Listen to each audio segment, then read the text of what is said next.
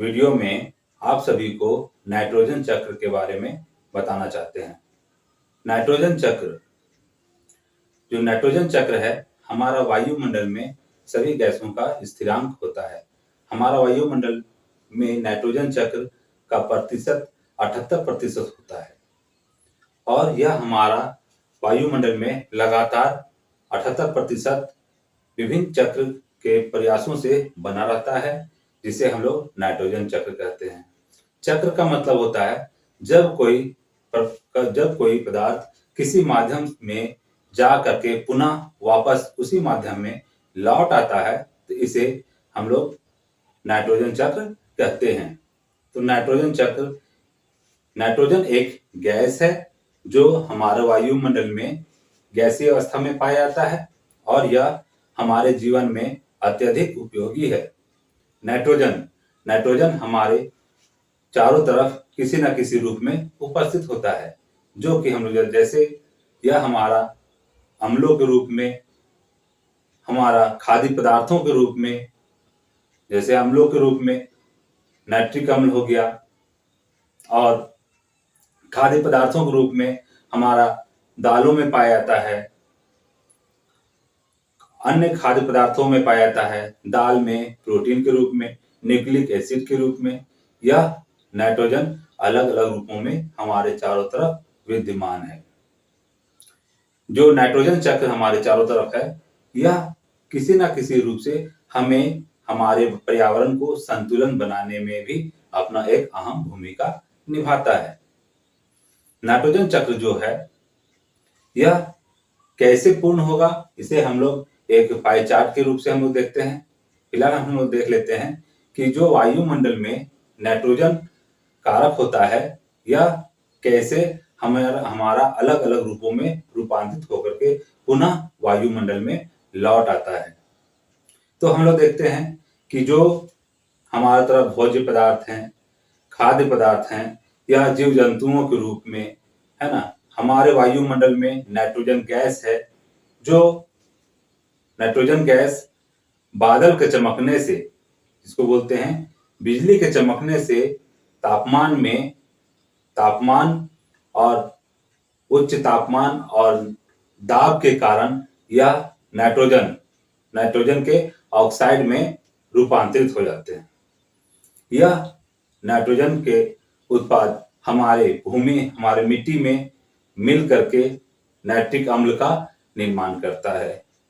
यह नाइट्रिक अम्ल हमारे मिट्टी में भी अनेक प्रकार से उपयोगी होते हैं। जीव जंतुओं के लिए तथा पेड़ पौधों में भी यह उर्वरक का कार्य करता है। तो हम लोग देखेंगे, यह नाइट्रोजन चक्र है हमारा वायुमंडल में परिपूर्ण रूप से कैसे रूपांतरित होता है और पुनः हमारा वायुमंडल में लौट करके कैसे आ जाता है। तो चलिए दोस्तों, हम लोग देखते हैं कि नाइट्रोजन चक्र, हम लोग फिर से शुरुआत करने से पहले यह आप लोग से रिक्वेस्ट करना चाहते हैं कि अगर आप लोग इस चैनल में नए हैं तो प्लीज इस चैनल को सब्सक्राइब कर दे और बेल आइकन को प्रेस कर दे, जिससे हमारा नया आने वाला वीडियो आपके पास जल्द से जल्द पहुंच जाए।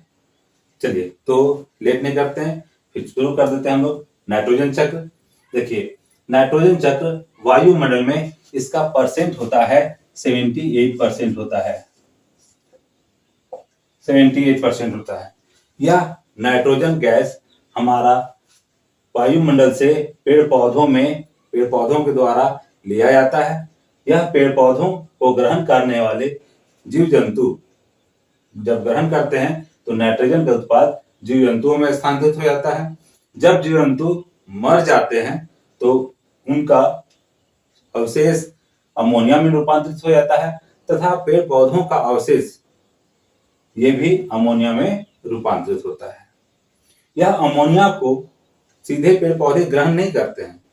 यह खाद जो है, पेड़ पौधे इसे अमोनीकरण करते हैं, जिसे हम लोग कहते हैं नाइट्रिफिकेशन करके नाइट्राइट्स में रूपांतरित करके पौधे इसे ग्रहण करते हैं। पौधों में जनरली हम लोग देखते हैं द्विबीजपत्री पौधा, जिसे हम लोग दलहन पौधा कहते हैं। दलहन पौधों की जड़ों में या फलीदार पौधों की जड़ों में राइजोबियम नाम के जीवाणु पाए जाते हैं। यह राइजोबियम नाम के जीवाणु एक सहयोगी जीव होते हैं जो एक दूसरे से लेन देन करके अपना जीवन यापन करते हैं। यह पौधों से खाना पानी लेते हैं, इसके बदले पौधों को यह पोषक तत्व उपलब्ध कराते हैं, जिसे हम लोग कहते हैं नाइट्रिफिकेशन करके यह नाइट्राइट्स के रूप में, पोषक तत्वों के रूप में पौधे को प्रदान करते हैं, क्योंकि पौधा सीधे अमोनिया को ग्रहण नहीं कर पाता। तो इसे फलीदार पौधों में उपस्थित, इनके जड़ों में उपस्थित राइजोबियम नाम के जीवाणु पाए जाते हैं। यह राइजोबियम नाम के जीवाणु पौधों में स्थिरीकरण करके उन्हें पोषक तत्व उपलब्ध कराता है।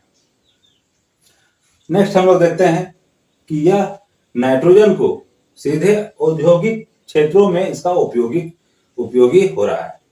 यह नाइट्रोजन गैस को उद्योग ले करके इसका उपयोग डीएपी तथा यूरिया बनाने में किया जाता है, और डीएपी और यूरिया को पौधे सीधे ग्रहण करते हैं। इन्हें नाइट्रिफिकेशन करने की आवश्यकता नहीं होता है।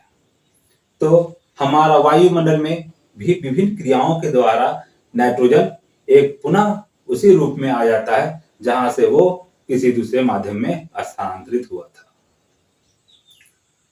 हम लोग ये देखते हैं कि जब पेड़ पौधा को ग्रहण करने वाला जीव जंतु नाइट्रोजन को लेते हैं और वह नाइट्रोजन पुनः वापस मृदा में लौट आता है। जैसे पेड़ पौधे को ग्रहण किए जीव जंतु मर गया, उन्हें अपघटित करने वाला सूक्ष्म जीव, सूक्ष्म बैक्टीरिया जो मिट्टी में उपस्थित होते हैं, उन्हें अपघटित करके उन्हें खाद में रूपांतरित करने का कार्य करता है। इस तरह से मिट्टी में भी अनेक बैक्टीरिया के मदद से नाइट्रिफिकेशन किया जाता है, जिससे लगातार वायुमंडल में नाइट्रोजन का स्थिरांक बना रहे। और हम लोग ये भी देखते हैं कि नाइट्रोजन गैस के अलावा अन्य भी गैसें हैं जो हमारे अलग अलग क्रियाकलापों के माध्यम से हमारे चारों तरफ उपस्थित होते हैं और पुनः उसी माध्यम में लौट आते हैं। तो नाइट्रोजन में इस प्रकार से हमारा पूरा नाइट्रोजन चक्र के माध्यम से लगातार वायुमंडल में नाइट्रोजन चलता रहता है, और यह नाइट्रोजन चक्र के कारण हमारा जो पारिस्थितिक तंत्र है परिपूर्ण होता रहता है। Thank you. तो बच्चों, आए समझ में, इस प्रकार से नाइट्रोजन चक्र पूर्ण होता है। और आपसे एक फिर से रिक्वेस्ट करना चाहते हैं कि प्लीज हमारे चैनल को लाइक करें, कमेंट करें और सब्सक्राइब कर दें, और बेल आइकन को प्रेस जरूर से करें। थैंक यू बच्चों।